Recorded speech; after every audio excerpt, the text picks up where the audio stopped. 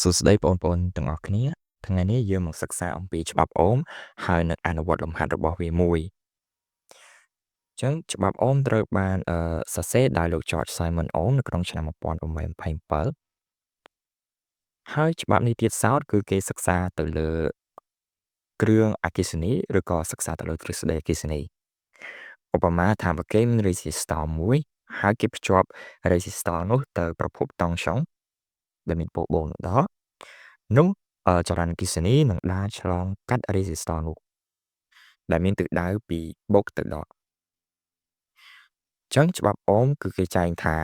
អង្គតង់ស៊ីតេចរន្តឆ្លងកាត់អង្គធាតុចម្លងមួយសមាមាត្រនឹងតង់ស្យុងរវាងចុងសងខាងនៃអង្គធាតុចម្លងនោះហើយច្រាសសមាមាត្រនឹង resistance របស់វាចឹងក្នុងច្បាប់អូមគឺមានទំហំរូបជា3ដែលយើងត្រូវសិក្សាទី1គឺអង្គតង់ស៊ីតេចរន្តតង់ស្យុងហើយនឹង resistance ចឹងបានន័យថាប្រសិនបើតង់ស្យុងមានតម្លៃកាន់តែធំនោះអង្គតង់ស៊ីតេចម្រើនអគ្គិសនីក៏មានតម្លៃកាន់តែធំដែរព្រោះវាសមាមាត្រផ្ទុយទៅវិញបើសិនជា resistance នៃអង្គធាតុនោះមានតម្លៃកាន់តែធំហើយតង់ស្យុងរបស់វានៅដដែលនោះអង្គតង់ស៊ីតេចរន្តអគ្គិសនីរបស់វាកាន់តែតូចវិញព្រោះវាច្រាសសមាមាត្រចាំមកយើងសិក្សាទៅលើរូបមន្តរបស់វាគឺគេសរសេរ E ស្មើនឹង V លើ R ដែល E ឬក៏ I អានតាមភាសាអង់គ្លេសតាំងដោយអង្គតង់ស៊ីតេចរន្តអគ្គិសនីស្មើនឹង V ឬក៏ V ដែលជាតង់ស្យុងចែកឲ្យ R ជា resistor ចឹងនេះគឺជារូបមន្តអូមរូបមន្តច្បាប់អូមដែលខាងលើមិញគឺជាការចែងនៃច្បាប់អូមហើយនេះគឺជារូបមន្តរបស់វាចឹង E ស្មើនឹង V លើ R អ្នកទាំងអស់គ្នាអាចមើលរូបភាពលេងៗនេះបាន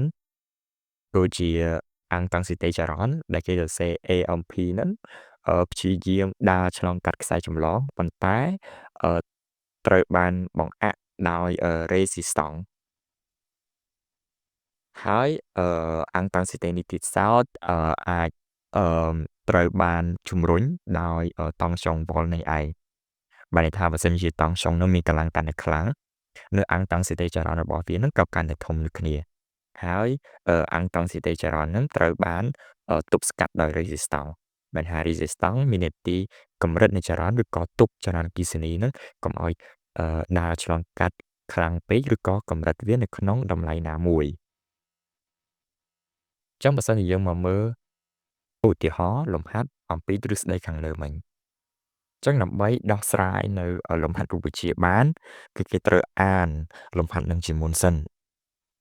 ចឹងគេចាប់ផ្ដើមថា resistor 4 អូមត្រូវបានភ្ជាប់ដោយប្រភពតង់ស្យុង12 វ៉ុលក៏តើមានចរន្តអគ្គិសនីតម្លៃប៉ុន្មានឆ្លងកាត់ resistor នោះខបើគេបដូរប្រភពទៅជា15 វ៉ុលវិញតើមានចរន្តអគ្គិសនីតម្លៃប៉ុន្មានឆ្លងកាត់ resistor នោះចឹងដើម្បីដោះស្រាយលំហាត់នេះបានគឺគេត្រូវដឹងនៅរូបមន្តច្បាប់អូមខាងលើមិញនេះឯងដែលចរន្តអគ្គិសនីតាំងដោយ E resistance resistor ដែលមាន resistance 4 អូមនិងប្រភពតង់ស្យុង12 វ៉ុលចឹងគេអាចរកអង្គតង់ស៊ីតេចរន្តរបស់វាបានចឹងគេចាប់ផ្ដើមសរសេរករកតម្លៃចរន្តអគ្គិសនីឆ្លងកាត់ resistor នោះជំហានដំបូងគឺគេត្រូវសរសេររូបមន្តរបស់វាដែលគេសរសេរតាមរូបមន្ត E ស្មើនឹង V លើ R បន្ទាប់មកយើងស្រង់បង្ក្រាបនៅក្នុងដោយ V ស្មើនឹង12 វ៉ុលនិង R ស្មើនឹង4 អូមបន្ទាប់មកយើងយកបំរាប់នឹងទៅជួសចូលទៅក្នុងរូបមន្តគេបាន E ស្មើនឹង12ចែកឲ្យ4ស្មើនឹង3អាំពែក្រោយពីបានចម្លើយគឺយើងសរសេរចម្លើយនឹងនៅក្នុងដូចនេះE ស្មើនឹង3អាំពែចឹងសំណួរកយើងរកឃើញហើយចុះសំណួរខវិញគេថាបើសិនជាយើងបដូរប្រភពតង់ស្យុងនោះទៅជា15 វ៉ុលវិញតើចរន្តអគ្គិសនីរបស់វាមានតម្លៃប៉ុន្មានឆ្លងកាត់ resistor នោះបានន័យថាយើងបដូរតម្លៃតង់ស្យុងហើយរក្សាតម្លៃ resistance របស់ resistor ហ្នឹងនៅដដែល ចឹងយើងចាប់ផ្ដើមសរសេរថារកតម្លៃចរន្តអគ្គិសនីថ្មីឆ្លងកាត់រទេសតនោះចឹងយើងតាំងហេតុអីបានតាំងព្រោះថាយើងមានតម្លៃពីរផ្សេងគ្នាហើយខុសពីលើកមុនខុសពីសំណួរកចឹងយើងតាំង V' ជាតង់ចុងថ្មី E' ជាចរន្តអគ្គិសនីថ្មីចឹងយើងទៅសេតាមរូបមន្ត E' ស្មើនឹង V លើ R V' ចាយឲ្យ R ដោយដូចគ្នាដោយ V' ស្មើនឹង15 វ៉ុលយើងអត់យក2 វ៉ុលយកមកប្រើយើងយកតម្លៃថ្មីវិញម្ដង R ស្មើនឹង4អូមដដែលបន្តមកគេបាន E' ស្មើនឹង15ចែកឲ្យ4ស្មើនឹង 3.75 អម្ពែ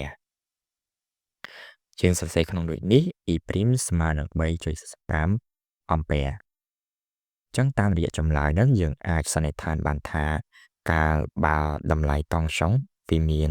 តម្លៃកើនឡើងពី12ទៅ15 វ៉ុលនោះអាងតង់ស៊ីតេរបស់វាក៏មានតម្លៃកើនឡើងដូចគ្នាពី3អម្ពែទៅ 3.75 អម្ពែគឺវាស្របទៅនឹងទ្រឹស្ដីរបស់ច្បាប់អូមរបស់យើងចឹងថ្ងៃនេះក៏យើងសិក្សាអំពីច្បាប់អូមរូបមន្តវាដោយត្រួសដោយសង្ខេបនិងអនុវត្តលំហាត់មួយបើសិនជាបងប្អូនមានចម្ងល់បងប្អូនអាចទម្លាក់ចូលទៅក្នុង comment